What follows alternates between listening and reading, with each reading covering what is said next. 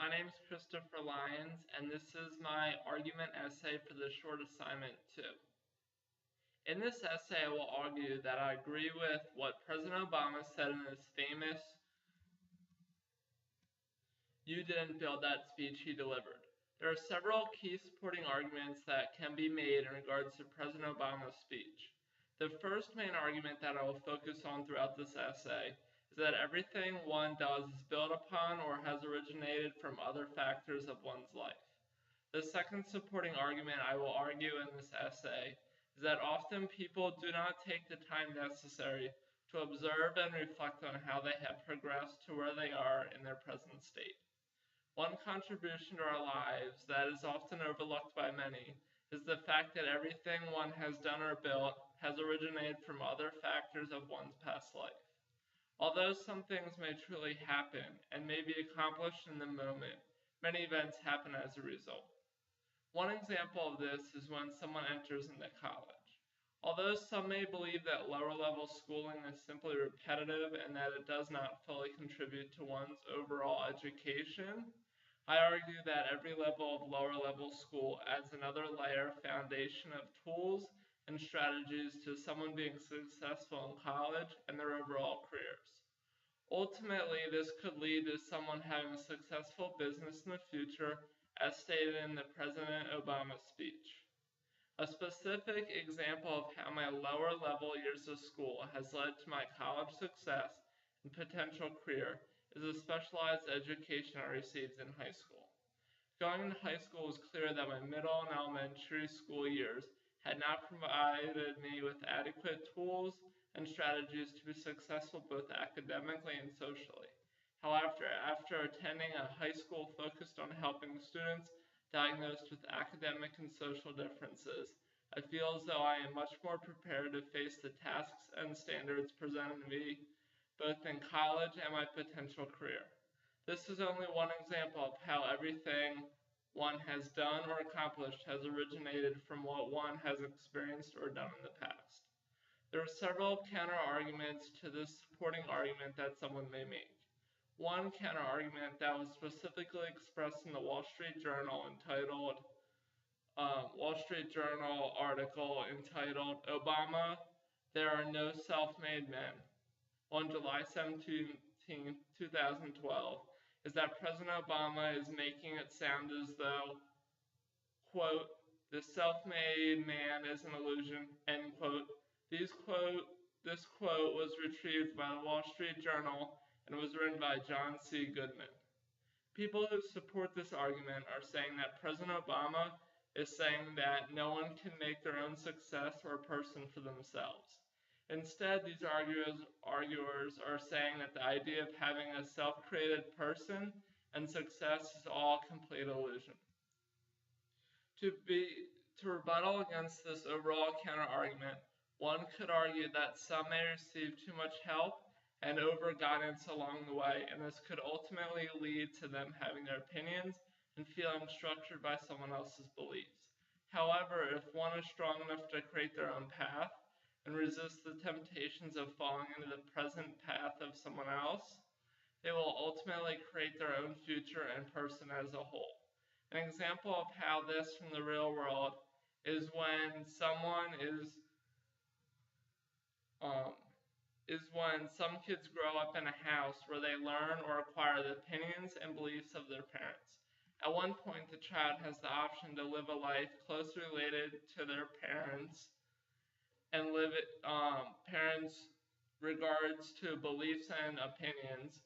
One could use this argument to support the previously mentioned counter-argument.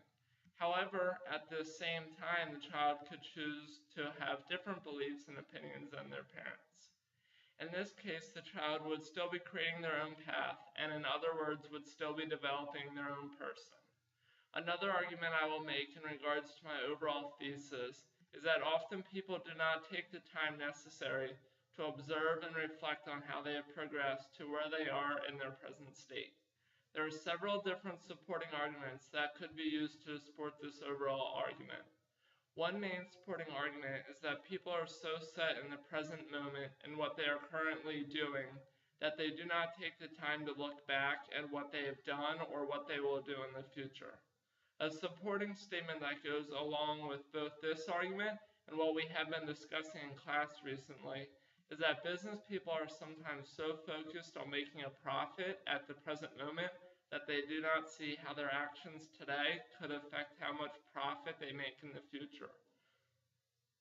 Often, these same business people do not take the time to reflect and look back on how they have progressed both as a business person and the steps that the business they belong to have taken. The reason for this is that these people are often very hyper-focused in the present moment. We have discussed this very prevalent idea throughout many different areas of the course, including class discussions and our first living ethics assignment. A counter-argument that one may make regarding this supporting argument is that people often know without thinking about it that every action builds and layers on one another. These people also understand that if there's a weak step or level in the build-up stage, the overall result or process could be in jeopardy of failing or not continuing effectively. A real-world example of this counter-argument is building a foundation.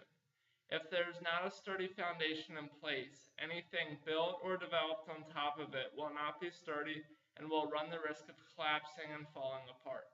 These same people could potentially argue that one does not need to reflect